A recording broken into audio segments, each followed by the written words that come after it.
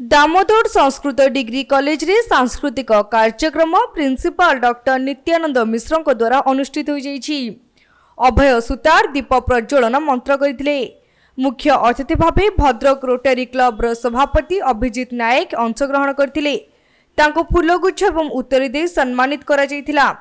मुख्य वक्ता डाक्टर प्रमोद कुमार नायक, सम्मानित प्रतिभा प्रशांत कुमार दास, सह सम्मानित अतिथि कॉलेज अध्यक्ष श्रीमती गायत्री महांती, वरिष्ठ अतिथि संग्राम केशरी महांती, नोडाल ऑफिसर श्रीजुक्त सुखदेव पंडा, अध्यक्ष डाक्टर नित्यानंद मिश्र पिलामानकु भल मनीष हेबा पई बुझाइथिले। शेषरे अक्षय कुमार पाणिग्राही धन्यवाद प्रदान करथिले। कॉलेज समस्त छात्र छात्री उपस्थित रही कार्यक्रम त्वरान्वित करथिले।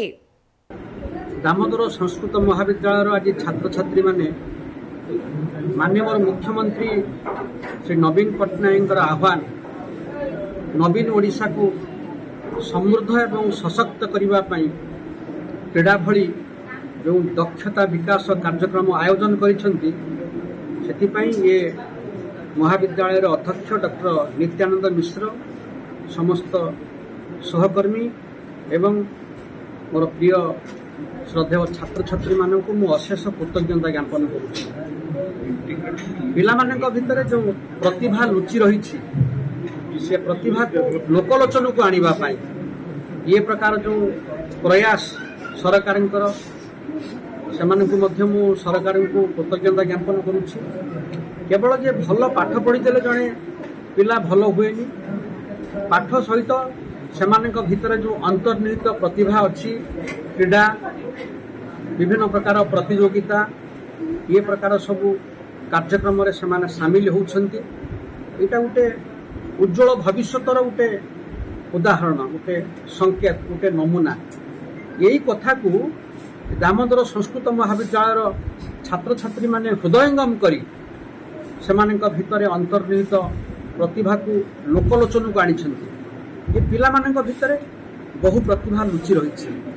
आज ये समय बहुत किसी कहते भी मुझे कहीपर केवल समस्त को धन्यवाद दूसरी एवं समस्ते बड़ मनीष हवा सह भल मनीष हो बोली कहूँ। दामोदर संस्कृत महाविद्यालय भली गोटे ऐतिहासिक अनुष्ठान को आसवा प्रकृत में अत्यंत सौभाग्यर कथा।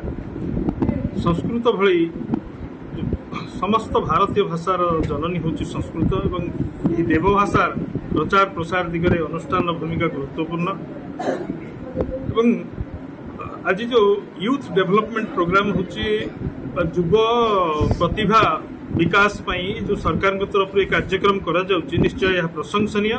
सरकार को एथिपई राज्य सरकार को एभली कार्यक्रम पई प्रोत्साहन दउथिबारु तांको साधुवाद जणाउची। काहेकि ना युव प्रतिभा जदि विकसित न हो ताहले देशर भविष्य एक अंधकार भितर को चल जीव एक कथा सरकार हृदयंगम करुछंती।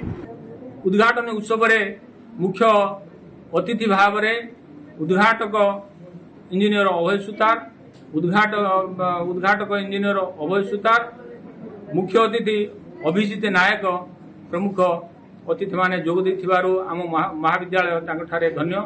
विशेषकर मु धन्यवाद देवी जो ओडिशा सरकार को से एभली जो प्रयास करिसंती जहा फल छात्र छात्री मानक ठारे उत्साह उद्दीपना जात होईछि एवं विभिन्न शारीरिक क्रीड़ा हवा द्वारा पिला माने जो खाली जो मानसिक भारसाम्य हरे बसुले से माने शारीरिक कर्मठ होउछंती।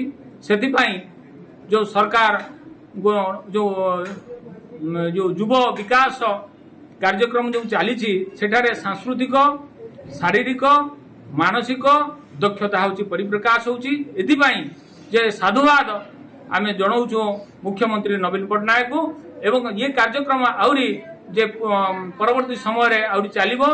भद्रकरू पुनील कुमार सामंत को रिपोर्ट तीर्थक्षेत्र लाइव।